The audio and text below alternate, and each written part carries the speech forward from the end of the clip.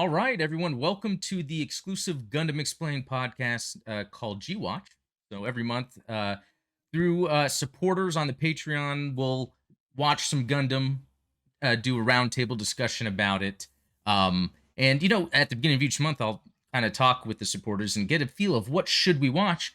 But this month is the first half of G Gundam because the crew here have been getting on me forever about watching it because apparently it's the coolest thing, and it seems to be that way so far. But joining me, I've got Sayla. Sayla, good to see you. When you've watched G Gundam before, right? Just a few random episodes, but I haven't watched it in its entirety yet. So this is going to be the first time I've watched it front to back. Oh, cool.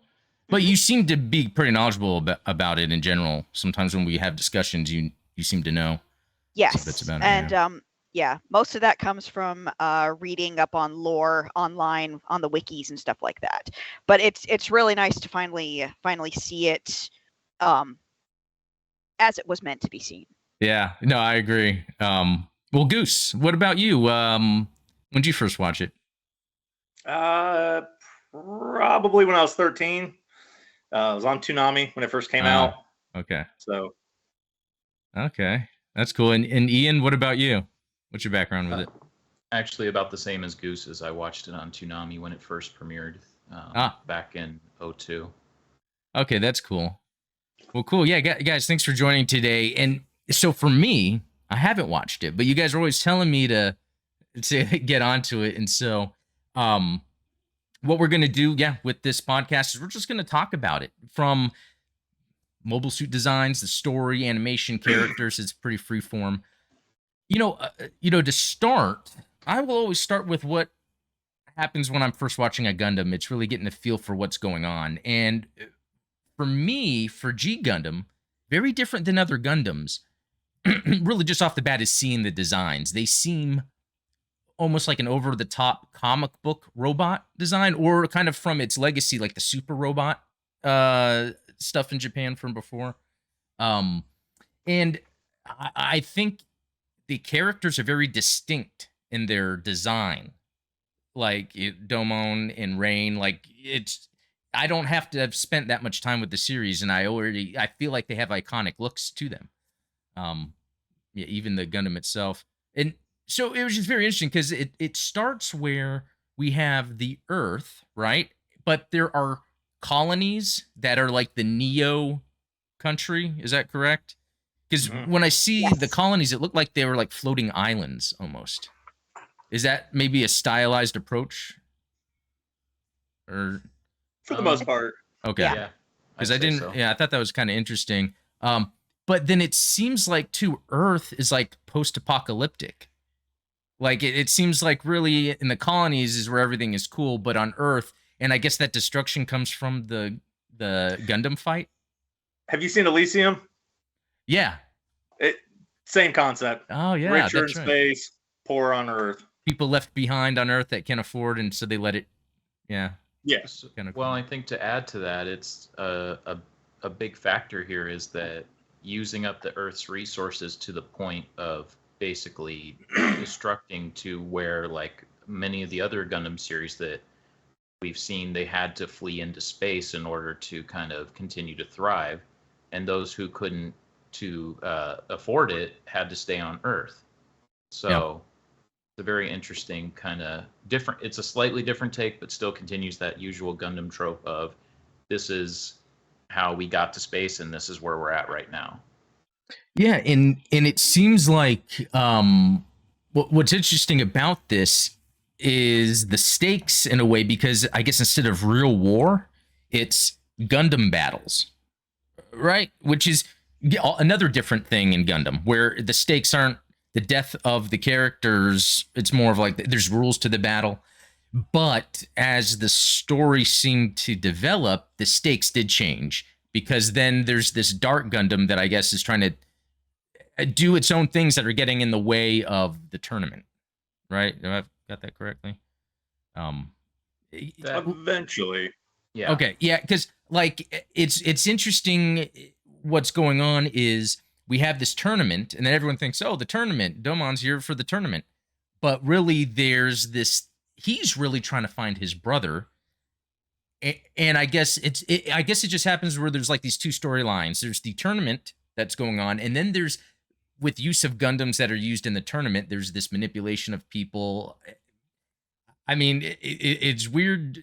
Like with the brother, you wonder maybe he got brainwashed or something because of the cells, the DG cells, which is a very awesome concept.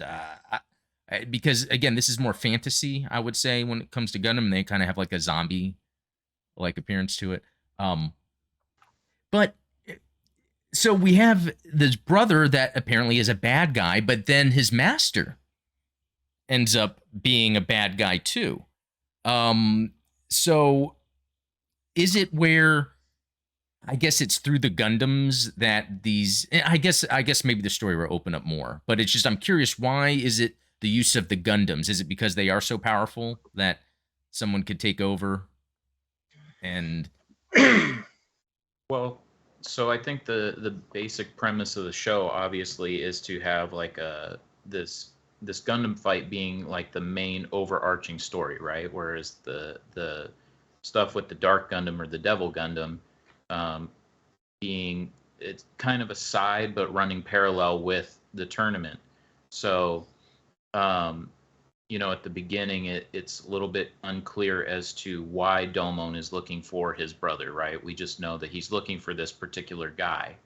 And then once I think we hit episode 5, that's when details are a lot more clearer as to, or 6 actually, as to why he's doing what he's doing.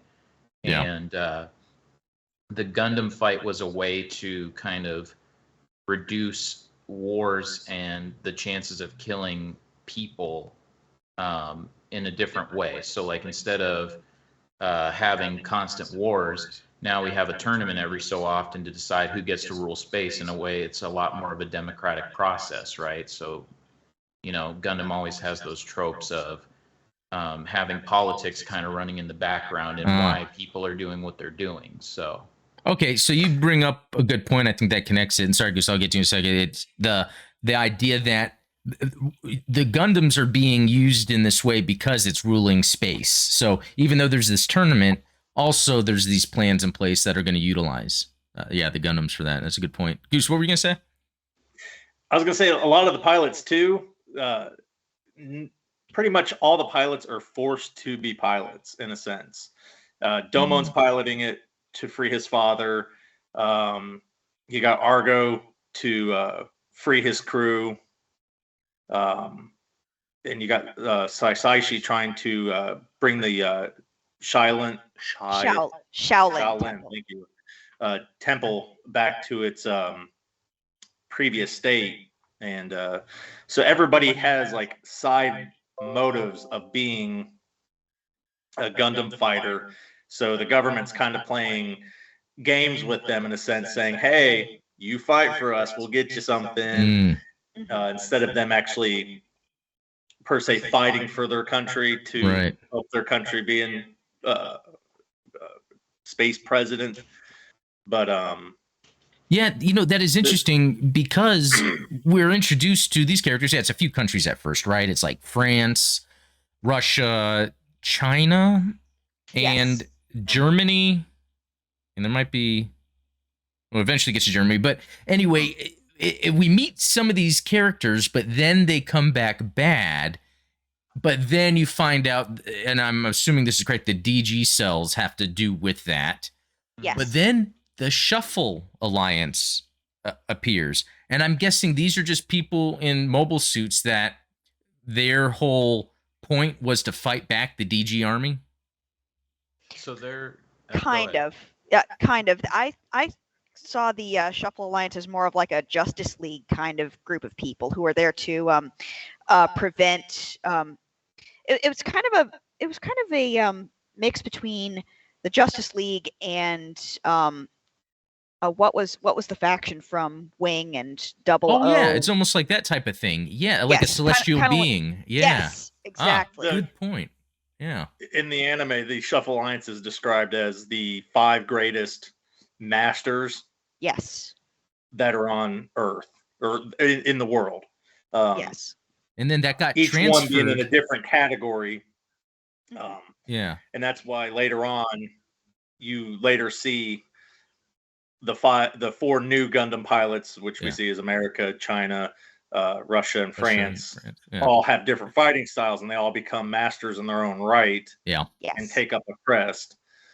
Yeah, it's the cards, like the character cards, which this, I don't know, is that another trope that we see a lot in Japanese anime? I feel like cards being used for something like JoJo's Bizarre Adventure. It's all about that. Each character is like their card, like what their ability is and all that. I don't know if that's just coincidence because I'm watching both of them, but I'd say that's a coincidence. And then so with Domon, then he was he I forget what he was, King of Hearts, but that was before the Shuffle Alliance came to him, right? Yes. From the first episode, we see that he's the King of Hearts. Yeah. And that's actually when they're mentioned, one of the, which I also wanted to touch on, he's the first Gundam pilot, I feel, that's very capable on his own, that doesn't learn lessons. Like, he can fight on his own. He pilots very well. They just don't have him very mature, if you notice. I feel like the arc shows him maturing through the series compared to getting stronger like the other characters, where Amuro becomes a better pilot and is stronger in his own right because he's learned to become a new type and learn to be a better pilot, where Domon's already a great fighter. But he catches all the bullets when the gang shoots at him, and one of the guys goes, "Oh my God, he's got the crest of the King of Hearts. He's one of the 5 masters." So, but see here, I have a slightly different take on that. Yes, I agree with you that Domon's a very capable fighter, but I think the whole point of the series, which to other shonen series, because this is a very shonen-esque Gundam style anime, right? So Domon is constantly learning. The whole point is for Domon to constantly learn, especially as we transition from like into this next half of the series, which I'm sure we'll talk about later on a little bit. But I feel like Domon is constantly learning. He's learning how to control his anger. He's learning how to, as we see in the training arc with Schwarzbruder, the pilot from Neo Germany, who we don't know who he is as of yet. But he's training him to find this serene state of being, like, because to be a true martial artist and to be able to communicate through fists, that's a trope that's mentioned time and time again, and especially when the Shuffle Alliance first arrives, that you're constantly learning, you're constantly growing. Part of being a martial artist is learning how to be mindful, to be present, to grow, to adapt to your surroundings, to the fight, really, right? And I feel like Domon learning to control his anger, despite being such a great fighter right off the bat, but still not being this perfect person. I think that shows character growth. I think that differentiates him from a lot of the other Gundam pilots of the other series that we've seen, whether it's UC or not. Yeah, good point about the character growth. Sorry, Goose, real quick, because I noticed that too. Near the episodes I'm at, he starts showing more compassion and patience to Rain, where earlier on he seemed to not even really care. So yeah, very good points on that. I want to make this clear too, because I might have said that wrong. Physically, he is the strongest character we've had, and I will agree with Ian. He does learn, but he learns more on emotional state. Notice that he gets stronger the more that he accepts his emotions, especially the last episode when he accepts a lot of things. He unlocks his ultimate ability, and yeah, I don't spoilers, because we're only going to episode 24 on this podcast so far, but well, I actually have something to say to this, and I figured Adam might appreciate this, but it's very similar to the Jedi teachings of letting go of your emotions and not letting your anger dictate your actions. And because because Domon was finding strength in his anger, but that is a very Sith way of channeling the Force, and it's a very destructive way of channeling your power. Whereas when you're calm and you are detached from your emotions, then that is when your true strength comes out. And that's I just thought that was a very sometimes I wonder if the showrunners were had seen Star Wars. I would assume they have, but Yeah. It reminds me of a lot of the deep diving into the Jedi and Sith philosophies. Yeah. Of Star Wars. That's pretty cool because with his shining finger, that's really where all this energy is directed into his hand, and he just has to touch, and then I guess so. That's almost like a calmness in a way, diverting that energy to something very specific, which is pretty cool. And it's interesting. It's called Shining Finger, but he uses his hand, right?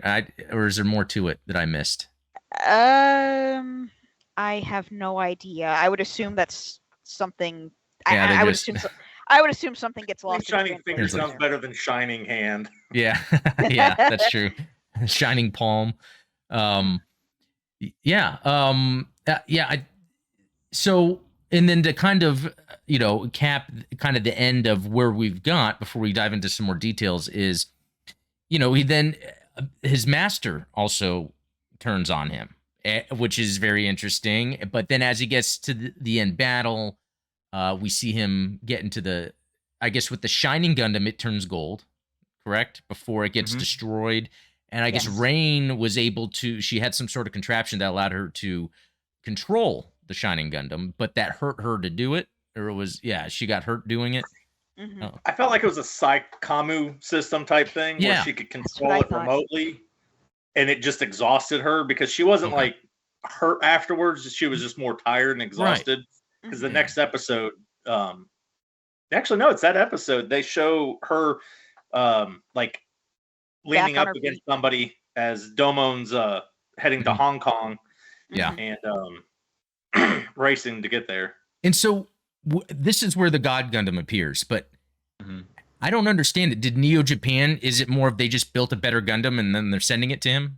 Is that I interpreted that as that they had built the God Gundam and they said it was for the final battle, but I wasn't sure if that refers to the final battle within the tournament or the final showdown against the the Dark Gundam, because I know it's still out there. They still got to fight it. So it's episode 24 was not the final time that we would see it. So so that's why I was kind of curious. My headcanon was Neo Japan created a new one where they're saying to him, this will be the ultimate mobile suit for you to use to end it all or whatever. But apparently it was sent out too early. They sent it to him out of desperation to deal with I keep wanting to say Devil Gundam. I'm sorry, Devil Gundam, that's Dark the name. Gundam. Same thing. Okay, so forgive me if I use both names. Interchangeable.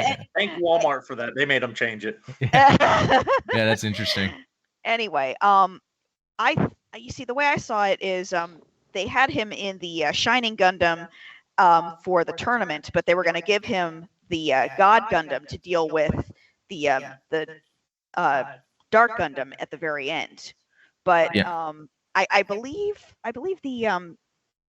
the conversation was, it's too early, we can't send it to him yet. But they did end up sending it to him in episode 24. Yeah, and so again, you guys have seen this, but it could be like after this. There's those other things that showed up that were chasing him around. So we'll probably see more from that. Go ahead, Goose. I was gonna say, are we gonna start from the beginning and talk our way up to episode 24? Because there's something I wanted to bring up about the upgrading of suits that always bugged me. Yeah, no, I wanted to kind of just talk through the basic plot. The only other major plot thing I want to bring up, because I want to, once we start getting more into details later, I loved the Dark Army. I love that whole concept. I like that it's like zombies, and I love the look of these cells. Like that whole thing is cooler than it seemed like it would be. It's just the way they present it. because to me that's another like faction to battle, and that's a cool one. Like as cool as it is to fight Nazis, to me and zombies, to me it's like awesome to fight this dark army, and like And it's also a callback to the Zaku's. Yes, the mono eyes. yeah, it's a that. giant eye to kind of like call that out. But then also the Dark Gundam is just, again, on paper that would seem like why would you do this, but when you see it in action with the artwork of the show, it just looks great. So, but anyway, yeah, I just want to do that quick little recap of the story so far. So I guess we can start. Goose, did you have anything specific you want to bring up? I'll bring it up when we get to. I've got it in notes. I forgot what episode it is, but it's Okay. When they're the Guyana. No, when they're in Hong Kong. I have an issue